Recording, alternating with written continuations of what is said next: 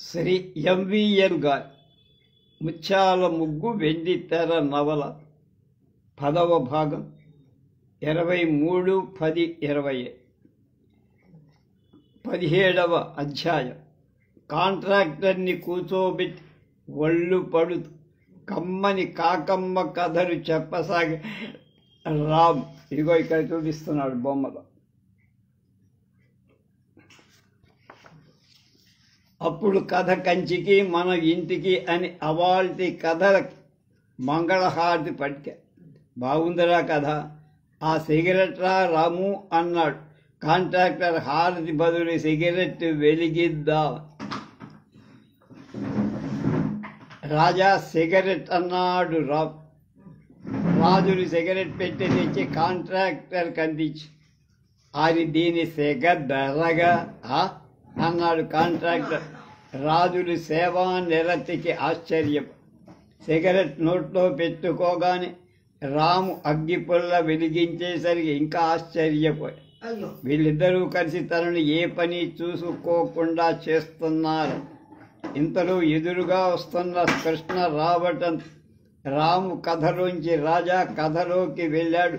Contract రావో నెత్త పెళ్లి కొడక, ఈ వారం కలెక్షన్ ఎంత అన్నాడు కృష్ణ. ఇదిగో నీ వాటా సగం 12.5 అంటూ నోట్ల కట్ట అందించాడు.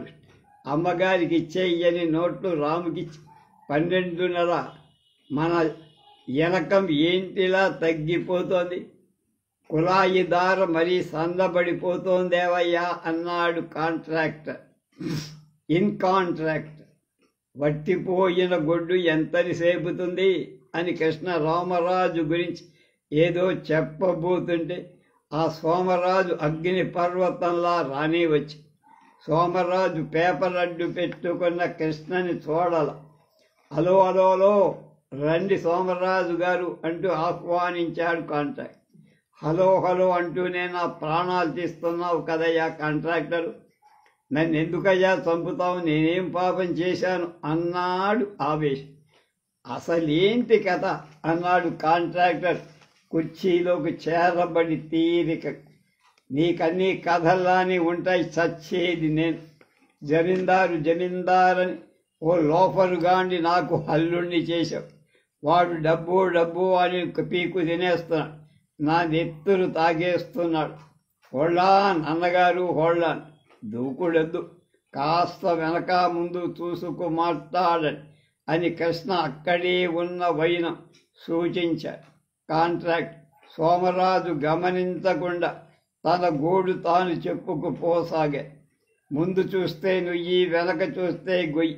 వాడు నా కూతుర్ని ఫుట్బాల్ తన్నినట్టు తంతున్నాడు, ఎంత కనివ్వనయ్యా అన్నాడు. కాంట్రాక్టర్కి కథ రక్తి కట్టించిందనిపించి మరి కాసేపు సోమరాజుని ఏడిపిస్తే ఆ తర్వాత కిష్టిగాడు చూసుకుంటాడనుకున్నాడు. అలాగా అల్లుడా మజాక, అడిగినంత ఇవ్వాలా, ఏదన్నా చెయ్యాలా అని తన అల్లుడిని రాజాలా చూసుకుంటూ ఏదైనా చెయ్యటానికి ఎలా సిద్ధంగా ఉన్నాడు ఆ సంగతి చెప్పబోయాడు. కానీ సోమరాజు పడనివ్వడు. మొన్న 50, నిన్న 25, ఇక నా వల్ల కాదు వీడు అని చేతులెత్తేస్తే వల్ల కాదేసరికి కృష్ణ మనసు కష్టంతో పెట్టేగిపోతున్న మావగారికి బ్రేకులు వెయ్యకపోతే లాభం లేదనుకున్నా. మెల్లిగా భుజం తట్టాడు.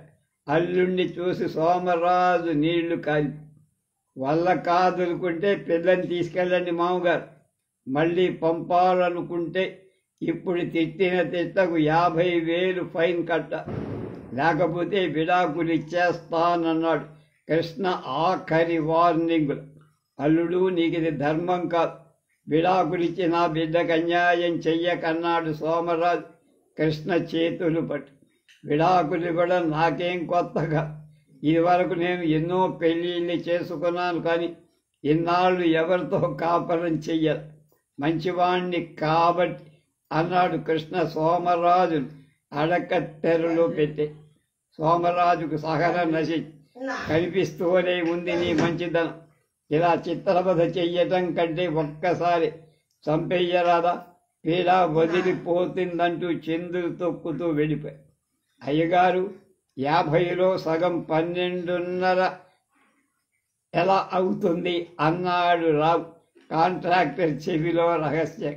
అవును రోయ్ అన్నాడు కాంట్రాక్టర్. మా బాగా గుర్తు చేశావని మెచ్చుకోడు చూపుచు. ఎలా కిష్టిగా 50లో సగం 12:30 అన్నాడు. నిన్న 25 అన్నాడు కృష్ణ దొంగతనం బయట పడిపోయి. మొన్న 50 అన్నాడు కాంట్రాక్టర్. కృష్ణ కోపం వచ్చి కాంట్రాక్టర్ అంత ఖచ్చితంగా అడిగేసి లెక్కను మాత్రం బాగానే అడుగుతావు.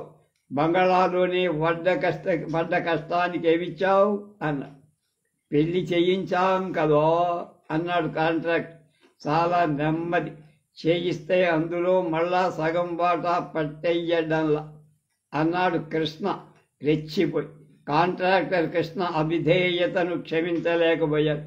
గట్టిగా పీక నొక్కి పట్టుకొని ఒరే కిష్టిగా అన్నమేసిన చేతిని కుక్క కూడా కరవదురా. సందేళ్లకు లెక్కలు సరిగ్గా చూసి డబ్బు జమ చెయ్యి, లేకపోతే డిక్కీలో పడుకోబెట్టేస్తానని పీక వదిలే. రాము ఇద్దరి వంక తృప్తిగా చూసి లోపలికి వెళ్ళిపోయాడు. శాంత రాముల వారికి ఆభరణాలన్నీ అలంకరించి హారతి ఇచ్చి పూర్ణమ్మగారు శ్రీధరం పక్కనే నిలబడి అంత చిన్న వయసులో ఇంత దైవభక్తి ఉన్న శాంత వంక ఆనందం ఆశ్చర్యంతో చూస్తున్నారు.